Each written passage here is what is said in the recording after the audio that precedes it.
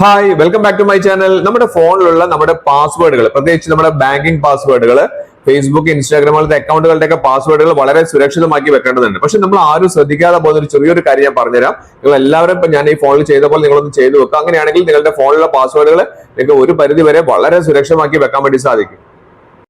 നമ്മുടെ ഫോണിൽ നമ്മൾ വളരെ സുരക്ഷിതമാക്കി വെക്കേണ്ട പാസ്വേഡുകൾ മറ്റുള്ള ആളുകൾ കണ്ടു കഴിഞ്ഞാൽ വളരെ പ്രശ്നമാണ്. അപ്പൊ അതിന് നമ്മൾ ചെയ്യേണ്ട ഒരു കാര്യം, നമ്മൾ പ്രത്യേകിച്ച് ഫേസ്ബുക്ക്, ഇൻസ്റ്റാഗ്രാം, ബാങ്ക് അക്കൗണ്ടുകളൊക്കെ ഉപയോഗിക്കുമ്പോൾ വളരെ ശ്രദ്ധിക്കണം ഈ കാര്യം.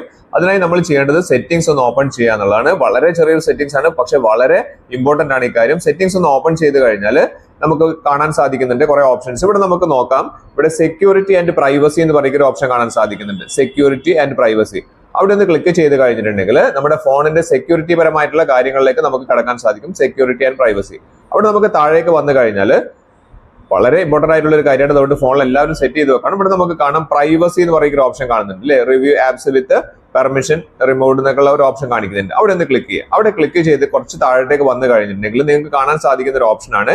ഇവിടെ താഴേക്ക് വന്നു കഴിഞ്ഞാൽ ഇവിടെ ഏറ്റവും താഴേക്ക് വരുമ്പോൾ ഇവിടെ ഷോ പാസ്വേഡ് എന്ന് പറയുന്ന ഒരു ഓപ്ഷൻ കാണാൻ സാധിക്കുന്നുണ്ട്. Display characters briefly as you type.